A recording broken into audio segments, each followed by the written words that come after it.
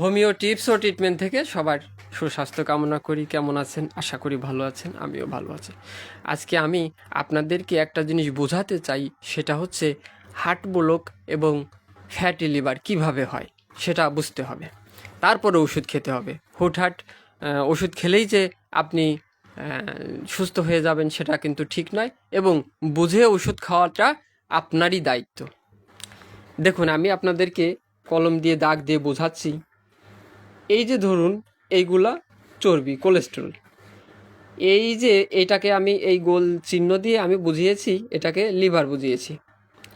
এখন এই যে এর সঙ্গে লেগে থাকা এই কোলেস্টেরল, এই লেগে থাকা কোলেস্টেরল আর এই রক্তের মাধ্যমে ভেসে বেড়ানো কোলেস্টেরল, এই যে রক্তনালীর মধ্যে ভেসে বেড়ানো কোলেস্টেরল আর রক্তনালীর গায়ে লেগে থাকা কোলেস্টেরল উপাদানে এক হলেও কিন্তু এক নয়।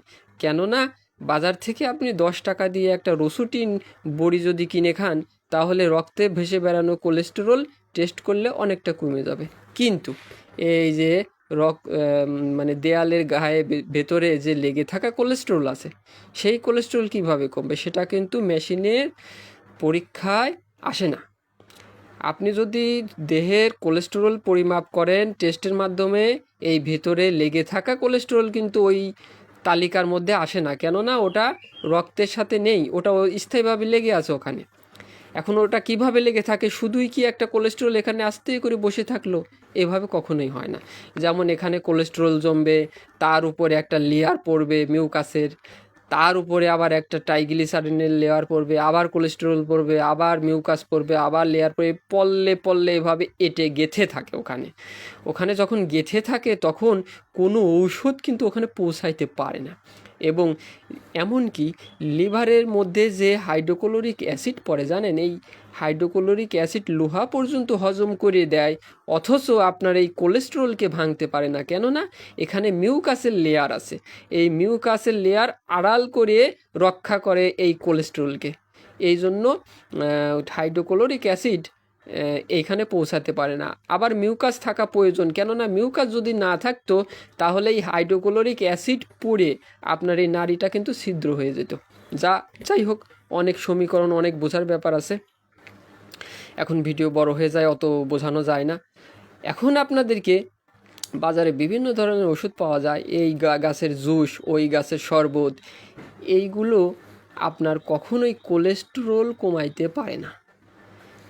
কোলেস্টেরল কমাইলে তো হচ্ছে না, ব্যাপারটা বুঝতে হবে আপনাকে। কোলেস্টেরল কমাইলে হচ্ছে না, হচ্ছেটাই যে এই একটা স্থানে এই যে একটু বেঁধে আছে ট্রাইগ্লিসারিন, এই যে একটু ট্রাইগ্লিসারিন বেঁধে আছে, এই ট্রাইগ্লিসারিন টুক, এই কোলেস্টেরল টুক যতক্ষণ না ছুটছে ততক্ষণ তো আপনার হার্ট ভালো হচ্ছে না, রক্তনালী ব্লক হয়ে যায়। এখন আপনি রক্তে ভেসে বেড়ানো কোলেস্টেরল যত সম্পূর্ণ কমাইয়ে ফেললেও কিন্তু এই যে এইখান থেকে তো আর ছুটতেছে না।